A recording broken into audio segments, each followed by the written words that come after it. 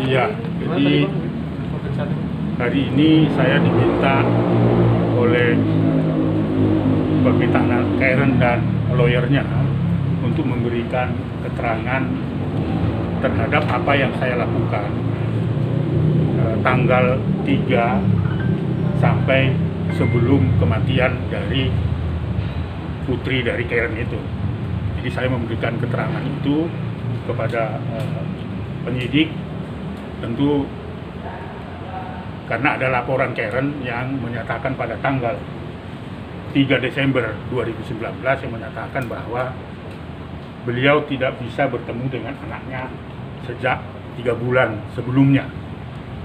Dan banyak diceritakan karena ada peristiwa-peristiwa kekerasan dalam rumah tangga yang dilaporkan mengakibatkan mereka terpisah dari keluarganya, lalu kemudian terpisah dengan anaknya yang satu-satunya putri Karen itu. Awalnya di 3 bulan sebelum Desember itu, dan menceritakan ada yang dilaporkan akibat dari kekerasan dalam rumah tangga, konflik di dalam keluarga, akibatnya perebutan anak terjadi dan seterusnya. Itu yang dilaporkan di tanggal 3 Desember itu. Nah, di dalam laporan itu saya menyimpulkan karena Undang-Undang Perlindungan Anak memandatkan saya untuk menganalisis itu, pada tanggal 3 Desember itu kita sudah, atau Komnas Perlindungan Anak sudah menyimpulkan bahwa telah terjadi dugaan menghalang-halangi ibunya bertemu dengan anaknya, lalu tidak memberitahu di mana tempatnya, dan itu adalah salah satu unsur yang terpenuhi bahwa itu merupakan pelanggaran terhadap hak anak. Maka pada tanggal 3 itu saya rekomendasikan untuk segera mungkin mencari upaya hukum termasuk ke Polres Jakarta Selatan ini di tanggal 3 Desember itu. Nah, setelah pelaporan itu di tanggal 4 tanpa pemberitahuan apa-apa, ya, bahwa Arya datang ke kantor saya, tidak menjadwalkan, tidak memberitahu, dan saya tidak kenal Arya siapa, datang ke kantor saya, kebetulan saya tidak ada di situ, tetapi dia melakukan tindakan memaki-maki staf saya dan menyatakan bahwa saya adalah pahlawan kesiangan, jangan urusi urusan yang tidak jadi urusan dalam rumah tangga dan sebagainya. Itu yang disampaikan sampai staf saya itu dalam keadaan ketakutan pada tanggal 4 Desember itu. Lalu kemudian saya minta kepada staf saya, kalau Pak Arya masih ada di kantor, saya kebetulan waktu itu tidak ada di kantor, minta ditunggu saja. Tapi ketika saya datang ke kantor, beliau sudah meninggalkan kantor. Akhirnya tanggal 5 itu saya bikin surat untuk membuat surat panggilan resmi agar beliau datang tanggal 10 untuk mengklarifikasi terhadap pelaporan Ibu Karen. Nah, tetapi alamat tidak jelas.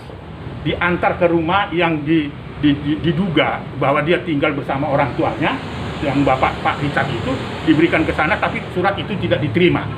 Berapa kali tidak diterima, katanya anaknya bukan di sini, dan bahkan disinyalir waktu itu petugas staf kita mengatakan bahwa Pak Richard itu mengatakan bahwa ini bukan rumahnya siapa-siapa. Akhirnya kita titip lagi RT. Tetapi setelah dititip di RT, kita kemudian cari nomor kontak WA-nya, lalu undangan yang untuk tanggal 10 kita sampaikan kepada lewat WA itu kepada Pak Arya. Tapi apa yang terjadi? Dan selalu mengatakan tidak punya kewenangan untuk memanggil Arya. Akhirnya dia tidak datang sampai sebelum kematian dari putri dari kedua pasangan suami istri ini. Nah, di situ sebenarnya yang ingin saya sampaikan bahwa dia adalah pada tanggal 3 Desember pelaporan itu saya sudah menyimpulkan telah terjadi menghalang-halangi Ibu Karen bertemu dengan anak. Itu adalah melanggar hukum karena belum ada satu pemisahan yang menentukan pengadilan bahwa salah satu pihak tidak boleh. Itu tidak ada keputusan itu sudah pelanggaran. Lalu kedua, ketika dia temperamen dan sebagainya, memaki-maki di kantor orang yang tidak kantornya dan sebagainya, dan apa kewenangannya kita tidak tahu, dan itu juga menyimpulkan bahwa dia tidak layak sebenarnya untuk mengasuh anak, karena salah satu persyaratan itu selain dia melakukan kekerasan pada anak, temperamen, ya, lalu kemudian drug abuse dan sebagainya, itu syarat-syarat yang tidak boleh diberikan kewenangan untuk mengasuh anak. Jadi kami sudah menyimpul, atau Komnas sudah menyimpulkan itu sebelum Sepania itu meninggal dunia. Nah, peristiwa meninggal dunia ini saya baru tahu setelah tidak mau si Arya untuk diajak untuk berdiskusi untuk menyelesaikan masalah mereka. Itu di tanggal 8 Februari ya, di pukul 14.30 saya mendapatkan informasi dari temannya Ibu Karen yang selalu membantu beliau dalam perkara ini, menyatakan kepada saya, melaporkan bahwa putri dari Ibu Karen meninggal dunia, begitu. Lalu kemudian saya klarifikasi tentunya dengan Ibu Karen pada hari Sabtu tanggal 8 Februari jam 3:30, apa betul kabar ini bahwa putrimu meninggal dunia? Gara-gara dia bilang betul, ya, meninggal dunia hari Jumat jam 10 malam. Saya mendapatkan berita itu, seperti itulah kata Ibu Karen ini. Lalu kemudian saya tentu berikan penenangan kepada mereka, kepada Ibu Karen dan keluarga, apa penyebabnya. Tapi pada saat itu tidak dijelaskan apa penyebabnya. Nah, pada hari Minggu baru kita mendapat informasi ada dugaan jatuh dari lantai 6 ke apartemen yang dimana putri Karen itu dengan bapaknya tinggal dan sebagainya. Lalu kemudian saya tanya, kenapa meninggal kalau dari lantai 6 sampai ke bawah itu apa yang terjadi? Oh, hanya luka di di kening dengan di lengan, bukan luka, lebam ya, lebam di kening dengan di tangan. Duh. Kalau jatuh dari lantai 6 tentunya pasti akan patah dan sebagainya. Lalu saya tanya lagi, klarifikasi kepada Ibu Karen. Bu Karen, kamu tahu dari mana ini jatuh dari situ? Jadi informasi dari pihak kepolisian, karena baru diberitahu ke pihak kepolisian informasi telah meninggal dunia itu. Lalu dia katakan dia periksa juga di rumah sakit Fatmawati, jenazah dan sebagainya. Karena saya masih melihat bahwa dia sangat terluka gitu, dan dia stres dan sebagainya, akhirnya saya hentikan percakapan pada malam Minggu itu. Akhirnya sampai dia pemakaman, saya bilang apakah terjadi autopsi dan sebagainya. Sempat dikuburkan tetapi tidak terjadi autopsi.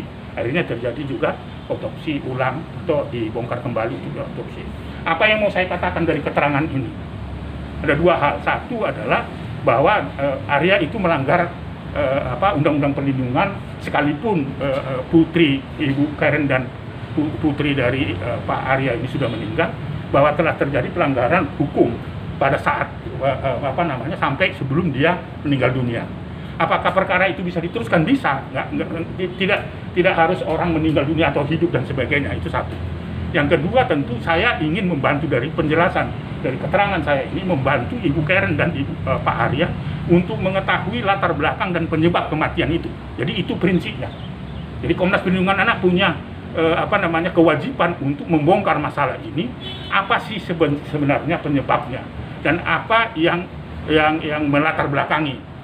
Karena kondisinya sesuai dengan hasil otopsi nanti akan disesuaikan apakah dia terjatuh atau dibunuh atau tidak. Tentunya saya memberikan kesempatan kepada kedua orang tua, Ibu Karen dengan Pak Arya, untuk sama-sama kita mencari apa latar belakang dan penyebabnya. Jadi ini tidak menuduh siapapun, tetapi tentunya ada orang meninggal, ya, ada anak yang meninggal, menjadi konsennya Komnas Perlindungan Anak, maka bersama-sama dengan Pak Arya, bersama-sama dengan Ibu Karen harus mencari, karena dua-dua ini pasti kehilangan rasa kehilangan anak itu pasti. Oleh karena itu, dengan penjelasan saya di Polres Jakarta Selatan, bagaimana mengungkap tabir, ya, kematian dari putri dari Pak Arya dan Ibu Karen itu bisa menjadi terang benderang. Jadi ketika ada anak yang kehilangan nyawanya dan yang tidak tahu latar belakangnya, maka kita akan ungkap itu. Jadi sekali lagi Komnas Perlindungan Anak akan bersama-sama dengan Polres Jakarta Selatan, bersama-sama dengan Pak Arya, bersama-sama dengan Ibu Karen untuk membongkar tabir kematian dari putrinya ini. Apa penyebab, apa faktor, dan mungkin siapa kalau toh meninggal dunia, siapa yang membunuh dan sebagainya, begitu.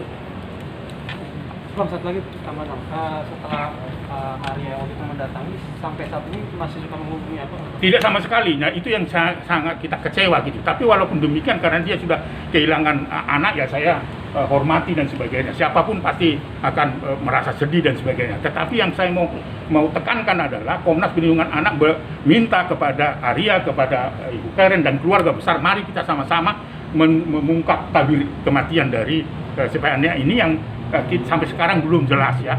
Apakah terjatuh, apakah dibunuh, atau apa, dan siapa penyebabnya kita belum tahu.